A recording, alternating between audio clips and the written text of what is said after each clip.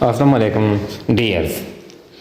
आज हम फिर बैंक रिकन्सिलिएशन स्टेटमेंट का क्लास लेते हैं। तो ये हमने एक एग्जाम्पल सेट किया है।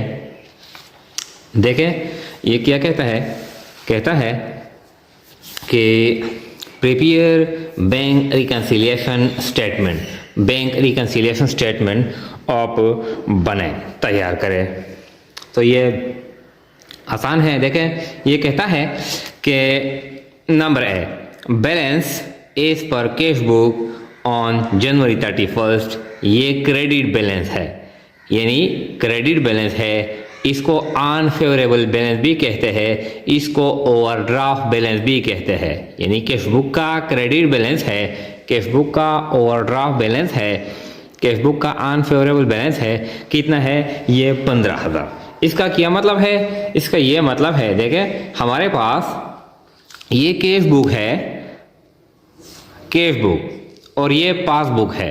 अब कैश बुक में हमारे पास जो डेबिट साइड होता है ये डेबिट साइड है और ये क्रेडिट साइड है।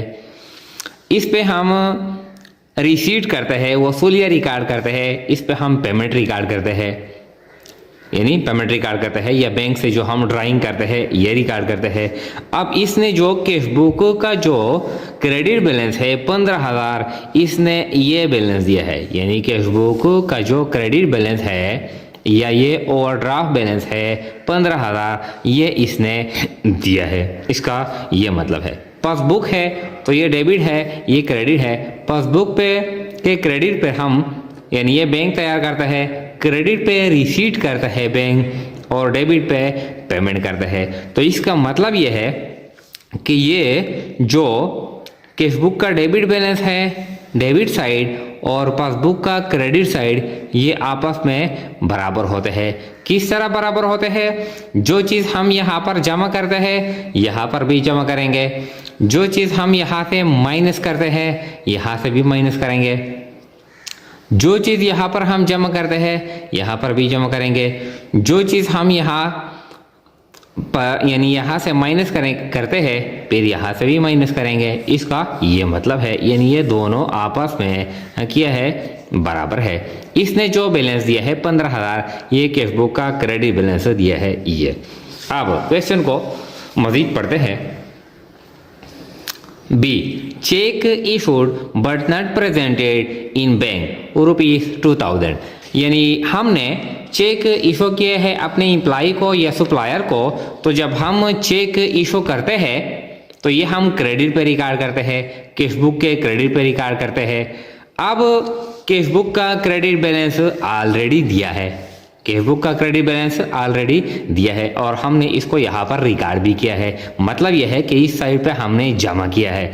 अब हम बराबर करते हैं, बैंक रिकन्सिलिएशन स्टेटमेंट बनाते हैं। तो क्या करेंगे कि ये वापस अपने साइड से ये जो 2,000 रुपये है ये फिर हम माइनस करेंगे इस तरह। ये आसान है। फिर कहता है C, cheque deposited into the bank, हमने बैंक में चेक जमा कर दिया, but not credited to our account till January 31, हमने कैश बुक में जमा कर दिया डेबिट साइड पर। अब बैंक में भी हमने जमा कर दिया, लेकिन बैंक में हमारे अकाउंट में जमा नहीं हुए हैं। तो हमने यहाँ पर रिकॉर्ड किया है, यानी जब हम चेक वसूल करते हैं तो हम डेबिट साइड पे रिकॉर्ड करते हैं। हमने बैंक में जमा कर लिया, बैंक में जमा यानी हमारे अकाउंट में क्रेडिट नहीं हो गया, लेकिन यहाँ पर हमने रिकॉर्ड किया है। अब ये बैलेंस दिया है इसने, ये जो बैलेंस है ये दिया है इसने। यहाँ पर हमने चेक डिपॉजिट किए है और इसने ये बैलेंस दिया है। तो ये साइड और ये साइड फिर आपस में हम बराबर करते हैं। तो यहाँ पर हमने जमा किया है, इसके साथ भी हम जमा करते हैं। तो ये जो 3,000 रुपये है, 3,000 ये हम इस 15,000 यानी इस बैलेंस के साथ हम जमा करते हैं। फिर कहता है D, bank charges not recorded in cash book, bank ने हमारे अकाउंट से कुछ चार्जेस काट किए हैं, यानी डिडक्शन किया है। बैंक ने हमारे अकाउंट से डिडक्शन किया है। तो जब बैंक डिडक्शन करता है या पेमेंट करता है या चार्जेस लेता है तो ये पेमेंट साइड से लेता है, यानी हमसे जब बैंक पैसे काट करता है तो क्या करता है, वो पेमेंट साइड पर रिकॉर्ड करता है। अब इस साइड पे बैंक चार्जेस रिकॉर्ड हुए हैं, यानी इस साइड में बैंक चार्जेस जमा हुए हैं। ये जो पेमेंट साइड है, बैंक ने बैंक चार्जेस काट किए हैं, डिडक्ट किए हैं हमारे अकाउंट से, और वो बैंक ने पेमेंट साइड पर रिकॉर्ड किया है। तो अब ये साइड और ये साइड बराबर है, यानी मैंने बताया कि जब हम पेमेंट करते हैं तो इस साइड पे रिकॉर्ड करते हैं, जब बैंक पेमेंट करता है तो इस साइड पे रिकॉर्ड करता है। अब बैंक ने पेमेंट किया है, या बैंक ने हमारे अकाउंट से पैसे यानी डिडक्ट किए हैं यहाँ से, फिर हम इस साइड से के इस साइड के साथ भी हम जमा करते हैं। ये साइड इंक्रीज हुआ है, payment side of passbook is increased. अब हम क्या करेंगे, ये जो payment side of cash book है ये भी हम इंक्रीज करेंगे। तो ये जो 1000 रुपये है, bank charges not recorded in the cash book, अब हम ये 1000 रुपये इस 15,000 बैलेंस के साथ हम जमा करते हैं इस तरह। फिर कहता है E, interest credited to our account by bank but not recorded in cash book, यानी बैंक ने हमारे अकाउंट में इंटरेस्ट जमा किया है, क्रेडिट किया है, यानी बैंक ने देखें, बैंक ने यहाँ पर इंटरेस्ट हमारे अकाउंट में जमा किया है, इंटरेस्ट क्रेडिट किया है। मतलब यह है कि इस साइड पर बैंक ने जमा किया है तो ये साइड कम हुआ है। बैंक ने हमारे अकाउंट में इंटरेस्ट क्रेडिट किया है, जब इस साइड पर बैंक रिकॉर्ड करता है, इंटरेस्ट जमा करता है, तो इसका क्या मतलब हो गया कि ये साइड कम हो गया।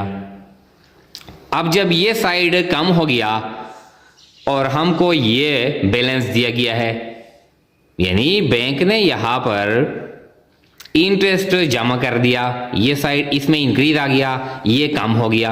अब जब ये कम हो गया तो ये साइड इसने दिया है, फिर हम ये जो साइड है ये भी हम क्या करेंगे, यानी कम करेंगे।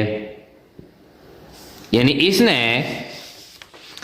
Interest credited to our account, हमारे अकाउंट में इंटरेस्ट क्रेडिट हुआ है।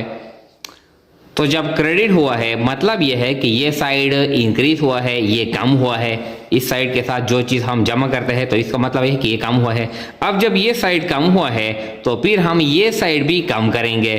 तो ये जो interest credited to our account, ये हम इस 15,000 से माइनस करेंगे। इस साइड में डिक्रीज आया है, अब इसमें भी हम लाएंगे। किस तरह लाएंगे, ये जो 2000 रुपये है ये हम माइनस करेंगे इस तरह। फिर देखें एफ, ये थोड़ा सा कॉम्प्लिकेटेड है, लेकिन जब हम बार बार प्रैक्टिस करेंगे तो इंशाल्लाह ये आसान है, आसानी के साथ यानी हम सीख सकते हैं। F, debit side of cash book is overcasted. ये कहता है कि ये कैश बुक है, ये डेबिट साइड है, ये क्रेडिट साइड है। तो ये कहता है कि कैश बुक का जो डेबिट साइड है ओवरकास्टेड, इसमें यानी गलती के साथ इसमें इंक्रीज आया है, इसमें ज्यादती आई है, डेबिट साइड ज्यादा हुआ है गलती के साथ। अब जब डेबिट साइड ज्यादा हुआ है, हमको ये बैलेंस दिया गया है, तो ये और ये हम बराबर करते हैं। तो इसके साथ यानी ये इंक्रीज हुआ है, ये भी हम इंक्रीज करेंगे। तो ये जो बैलेंस है 3000, ये हम इसके साथ जमा करते हैं ताकि दोनों का जो इफेक्ट है ये बराबर हो जाए इस तरह। फिर कहता है bank collected dividend and credited to our account. ये भी बिल्कुल इस तरह है जिस तरह interest credited to our account, bank ने हमारे लिए डिविडेंड कलेक्ट किए हैं और हमारे अकाउंट में जमा किए हैं, क्रेडिट किए हैं। तो मतलब यह है कि ये साइड इसमें इंक्रीज आया है। जब इसके साथ हम इस साइड के साथ हम कुछ जमा करते हैं, हम एक थोड़ा सा यानी इसको क्लियर करने के लिए एक एग्जांपल लेते हैं। देखें हमारे पास दो साइड है, ये लेफ्ट हैंड साइड है और ये राइट हैंड साइड है। ये दो साइड है इस तरह, ये भी 10 है और ये भी 10 है।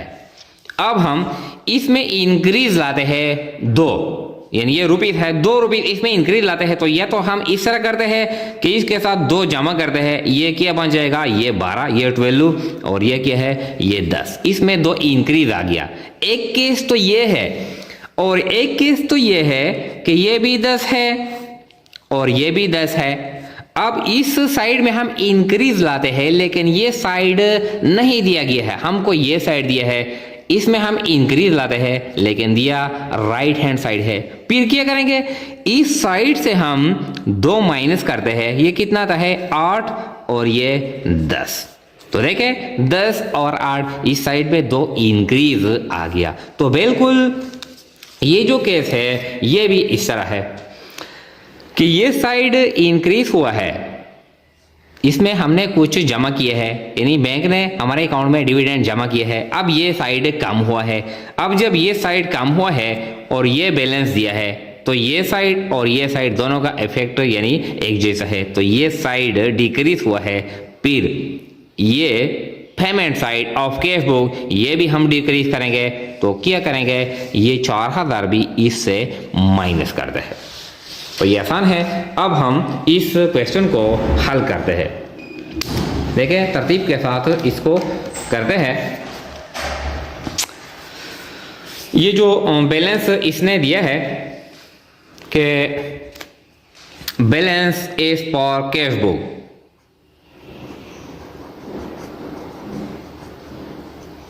बैलेंस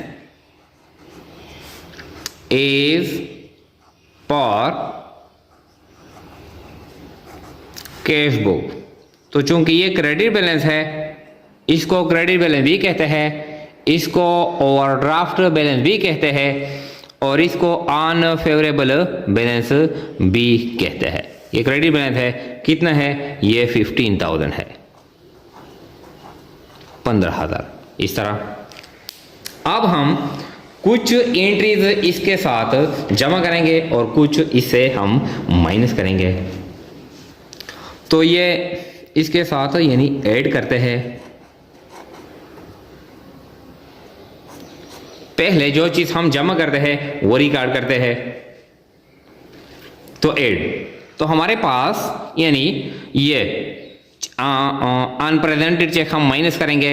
ये जो cheque deposit into bank but not credited, ये अनक्रेडिटेड चेक है, सी नंबर पे है। तो ये हम जमा करते हैं, यानी सी uncredited check, uncredited check कितना है, ये बैलेंस है 3000। ये हम इसके साथ जमा करते हैं इस तरह। ये फिर हम ये जो बैंक चार्जेस है, बैंक चार्जेस 1000 डी, ये भी हम जमा करते हैं।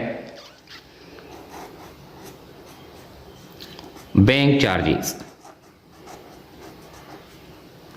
यानी डायरेक्टली डिडक्टेड बाय बैंक, कितना अमाउंट है, 1000। इसके बाद जो एफ है, debit side of cash book is overcasted, debit side में इंक्रीज आया है। अब हमको क्रेडिट साइड दिया गया है, इसमें भी हम इंक्रीज लाएंगे, इसमें 3000 हम जमा करेंगे। F debit side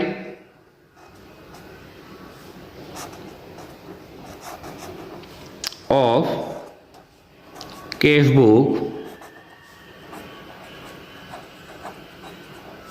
is overcasted, increased यानी ज्यादा रिकॉर्ड हुआ है।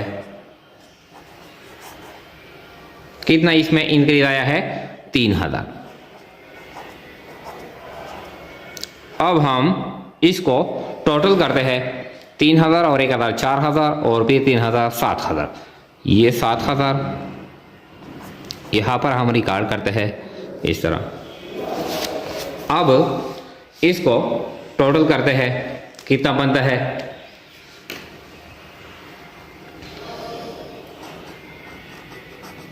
सब total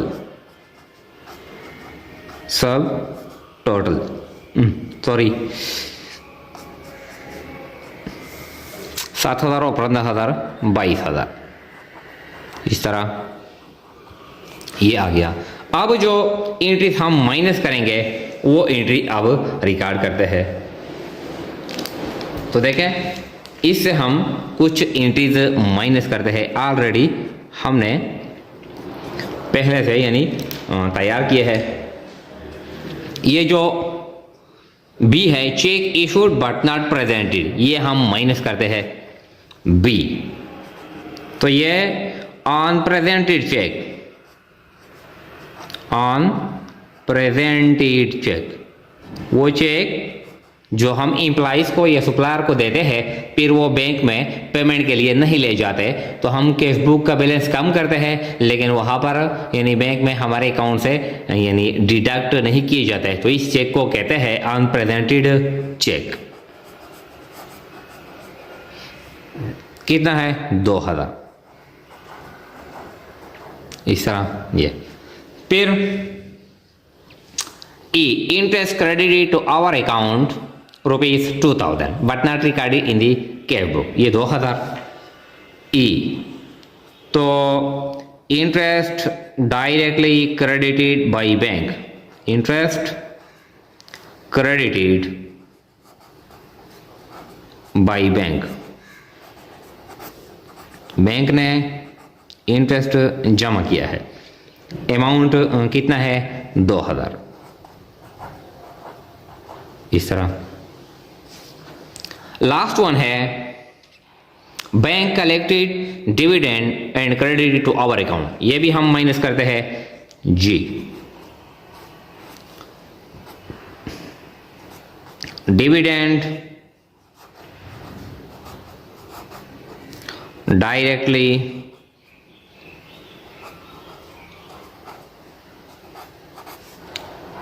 collected by bank, bank ने हमारे लिए डिविडेंड डायरेक्ट कलेक्ट किया और हमारे अकाउंट में जमा भी किया। कितना बनता है? ये टोटल बनता है 2,000 और 2,000 4,000 और 4,000 ये 8,000। अब ये 22,000 से हम माइनस करते हैं। तो देखिए 22,000 से 8,000 हम माइनस करते हैं, कितना बैलेंस रहता है? ये बैलेंस रहता है 14,000 यानी 14,000। तो ये जो 14,000 बैलेंस रहता है, अब देखें इसने ये बैलेंस दिया था यानी कैश बुक का क्रेडिट बैलेंस दिया था। अब हमने कौन सा बैलेंस मालूम करना है? यानी पेमेंट साइड, यानी ये पासबुक का डेबिट साइड का जो बैलेंस है ये हम मालूम करते हैं। तो ये हमने मालूम कर लिया 14,000। तो इसके सामने रिकॉर्ड करते हैं। देखें balance as per passbook, balance as per passbook, लेकिन ये जो बैलेंस है पासबुक का ये कौन सा साइड है? ये डेबिट साइड है। तो डेबिट साइड या अनफेवरेबल बैलेंस, यानी डेबिट बैलेंस या अनफेवरेबल बैलेंस, इसका ये मतलब है। तो ये है, ये जो क्वेश्चन है ये कंप्लीट हो गया। ये आसान है। पहले से ये जो क्वेश्चन है ये मुश्किल होता है, लेकिन जब हम ट्रांजैक्शन को पढ़ते हैं 2-3 मरतबा तो हमको पता चलता है कि हम इसको किस तरह रिकॉर्ड करेंगे। तो ये इसका फॉर्मेट है।